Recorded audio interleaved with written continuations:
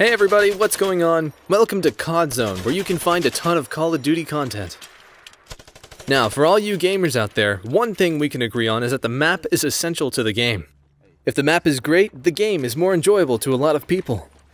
If the map is too hard, things start to get a bit wonky for players, and they may not like the game as much as it deserves. So today, I want to talk about the top 5 hardest zombie maps in Call of Duty.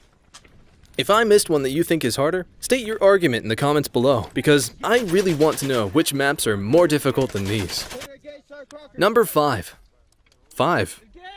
Now, this map is much harder when you're not playing with a good team, but it is still challenging even with a decent team. It has a lot of tight spaces and no real good way to navigate the map. The best tactic I've found so far is holding down the DEFCON room.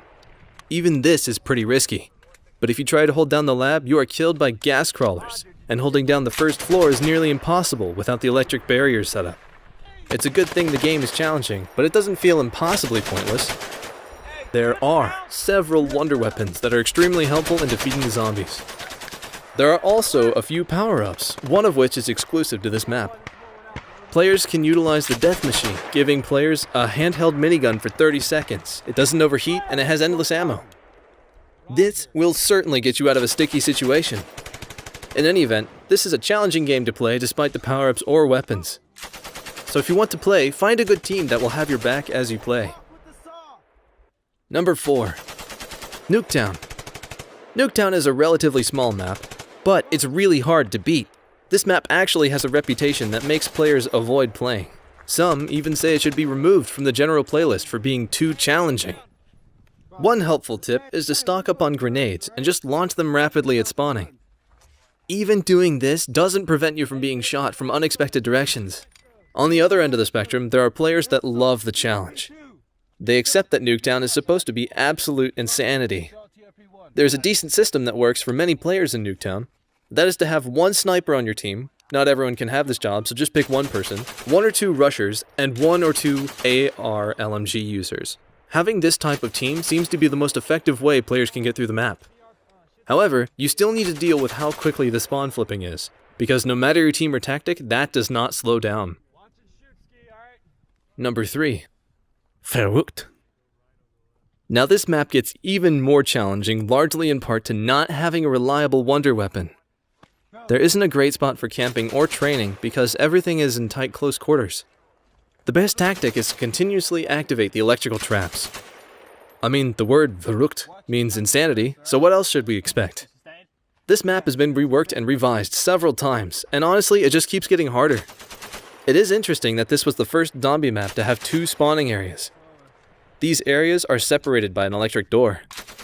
However, it is still full of short hallways and narrow staircases, making combat extremely difficult. The zombies are far more aggressive than its predecessor, and they can attack you through the barriers. As if all that isn't enough, the zombies are also faster. These zombies will take you down in 2 hits. I can certainly understand why this map is dubbed as one of the hardest zombie maps that we can play. So good luck and Godspeed, my friends. Number 2. Shangri-La. In all the other challenging maps, players should at least run circles to make things last longer and figure out how to play. In Shangri-La, you can't really run in circles. You have to run through the map the whole time, even though the passages are thin. If you are a good enough player, you can run circles at the AK-74U, at the spawn, or by the water where the mule kick is. This map falls right in line with being so close quarters that it is the #1 reason why players find it challenging. Yes, it is ridiculously hard to beat, and you will get frustrated and angry, probably yell at the game. But I mean, are you even a gamer if you don't do those things? This is a map that is easily a love it or hate it map. And number 1. Nacht der Untoten. Yes, friends, I think you all knew this was coming, especially if you have played through all the maps. This was the first zombie map, and the mechanics were still being worked out. But for this Night of the Undead, it is hard and terrifying. It features 2 utilities, the mystery box and sniper cabinet. There is a time limit, so if you're not fast enough, you pay to open the box, but you won't get the weapon. So move quickly. There are no perks or stationary box hoarding in Nacht, and that makes it pretty hard for a lot of players. Thanks for watching, everyone, and if you enjoyed the video, give a like and subscribe so you never miss a COD Zone video.